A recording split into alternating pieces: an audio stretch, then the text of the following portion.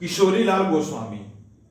किशोरीलाल गोस्वामी जी का जो परिचय है वो एक महत्वपूर्ण हिंदी के आरंभिक कथा लेखक के रूप में है। तो इन लोगों की एक जो टीम बनी, इनका जो एक मंडल बना, ये पांचों लोगों ने मिलकर के सरस्वती पत्रिका का संपादन आरंभ किया।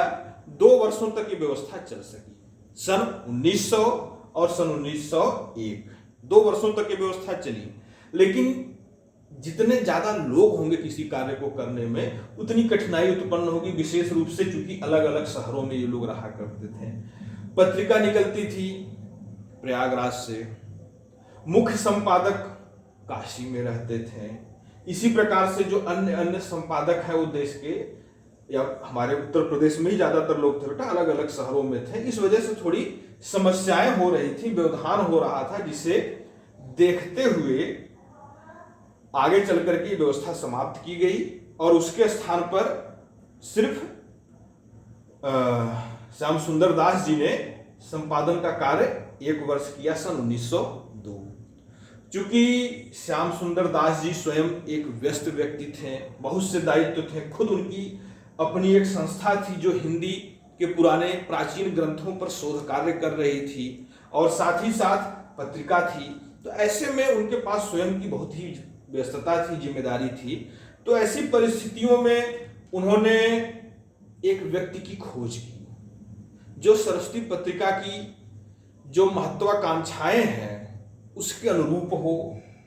तो ऐसा सामर्थ्यवान व्यक्ति खोजते हुए उनकी नजर जिस व्यक्ति पर पड़ी वो आचार्य महावीर प्रसाद द्विवेदी थे। एक ऐसा व्यक्ति जिसने अपने स्वाभिमान के लिए उस वर्ष बेटा, उस समय वर्ष जब हम लोग 1900 की बात करते हैं तो उस समय बेटा 200 रुपये बहुत हुआ करते थे।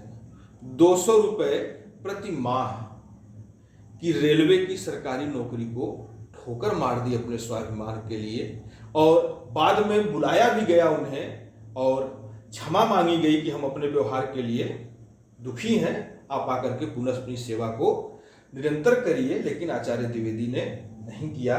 ऐसे स्वाभिमानी और विद्वान, विद्वता ऐसी थी बेटा कि अंग्रेज अधिकारी भी ये मानते थे कि अंग्रेजी, हिंदी और उर्दू, इन तीनों भाषाओं में इस व्यक्ति से सुंदर लेटर ड्राफ्टिंग, किसी भी मसौदे को तैयार करना कोई दूसरा नहीं जानता है।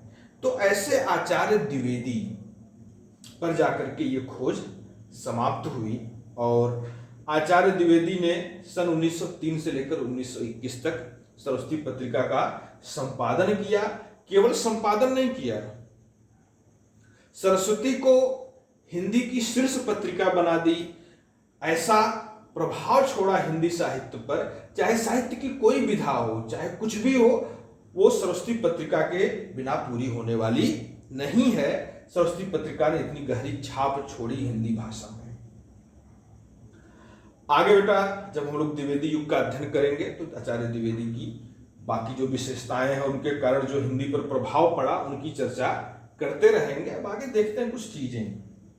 पहले ये बताया गया कि सरस्वती पत्रिका का संपादन जब श्याम सुंदर दास जी ने आरंभ किया तो उनकी शर्त थी कि पत्रिका के मुख्य पृष्ठ पर यह बात लिखी रहनी चाहिए कि नागरी प्रचारणी सभा काशी द्वारा अनुमोदित। लेकिन ये बात आगे चल के राहें बट गई, बहुत सी बातों पर मतभेद हुआ। खास करके आचार्य द्विवेदी की जो भाषा की शुद्धता को लेकर के आलोचना थी, वह नागरी प्रचारणी सभा के जो प्रतिष्ठित लेखक थे उनको भी खटकने लगी, क्योंकि उनकी भी आलोचना हो रही थी। तो ऐसी स्थिति में इन लोगों ने क्या किया, नागरी प्रचारणी सभा से कटना आरंभ किया और आचार्य द्विवेदी के नेतृत्व पर उन्हें पूरा विश्वास हो गया कि अब वो एक समर्थ व्यक्ति के हाथ में है। तो उन्होंने श्याम सुंदर दास जी से स्वयं को अलग किया और सन 1905 में ये बात सरस्वती पत्रिका के मुख्य पृष्ठ पर जो लिखी जाती थी वो हटा दी गई। कौन सी बात, कि यह नागरी प्रचारणी सभा काशी द्वारा अनुमोदित है। आगे चल करके जब नागरी प्रचारणी सभा को ये लगा कि नहीं, हमारा काशी में तो प्रभाव है लेकिन प्रयाग में हमारा प्रभाव कमजोर हो रहा है, वहां पर सरस्वती पत्रिका का प्रभाव ज्यादा है, तो उन लोगों ने हिंदी साहित्य सम्मेलन, जो लोग बेटा इलाहाबाद गए होंगे, शायद यहाँ पहुँचे हों कभी देखने, बड़ी संस्था है, बहुत सी किताबें हैं यहाँ पर मिल जाती। तो ना हिंदी साहित्य सम्मेलन प्रयाग की स्थापना की गई 1 मई 1910 को, और इसके जो पहले अध्यक्ष थे वो उस समय लगभग काशी में, प्रयाग में और काशी में जिस व्यक्ति की सबसे ज़्यादा चर्चा थी, ऐसे व्यक्ति पंडित मदन मोहन मालवीय को बनाया गया। अब हम लोग आगे चलते हैं सरस्वती पत्रिका के। तो बेटा 2 संपादकों के नाम हम लोगों ने सुन लिए, एक श्याम सुंदर दास जी और दूसरे आचार्य महावीर प्रसाद द्विवेदी। उसके बाद यह दायित्व आया कांता प्रसाद गुरु पर। बेटा लिखते समय थोड़ा ध्यान हट गया मेरा, ये नाम काफी पीछे आ गया, लेकिन यह दायित्व सर्वप्रथम इन पर आया, जो भाषा के व्याकरण के बड़े जानकार थे। हिंदी का पाणिनि कहा जाता है कांता प्रसाद गुरु को। उसके बाद पद्मलाल पुन्नालाल बख्शी जी ने दायित्व निभाया, फिर देवी दत्त शुक्ल ने, फिर श्रीनाथ सिंह ने, फिर श्री नारायण चतुर्वेदी जी ने, और हरिभाऊ उपाध्याय और निशीथ राय ने। निशीथ राय उस परंपरा में अंतिम संपादक थे और ये पत्रिका सन 1980 में बंद हो गई। वह पत्रिका जो कभी हिंदी की शीर्ष पत्रिका हुआ करती थी, निराला जैसे व्यक्ति, पंडित सूर्यकांत त्रिपाठी निराला जैसे व्यक्ति जो बंगाल में रह रहे थे, उन्होंने हिंदी कैसे सीखी? सरस्वती पत्रिका पढ़ पढ़ के।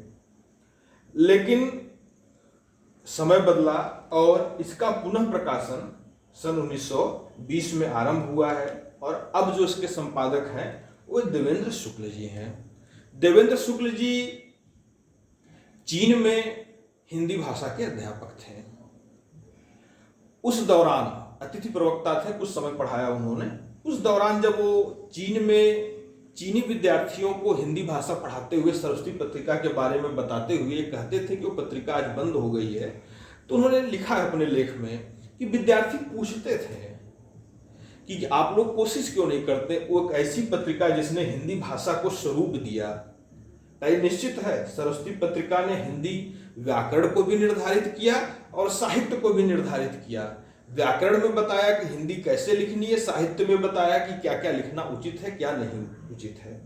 तो ऐसी सरस्वती पत्रिका का प्रकाशन बंद हो गया तो ये ठीक नहीं है।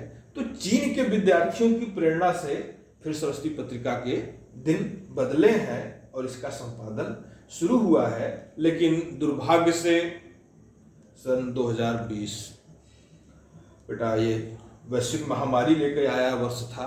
इस कारण से जिस प्रकार से इस पत्रिका का प्रचार प्रसार दोबारा होना चाहिए था वो संभव नहीं हो सका। अब अगली कक्षा में जब हम लोग मिलेंगे तो हम लोग पढ़ेंगे द्विवेदी।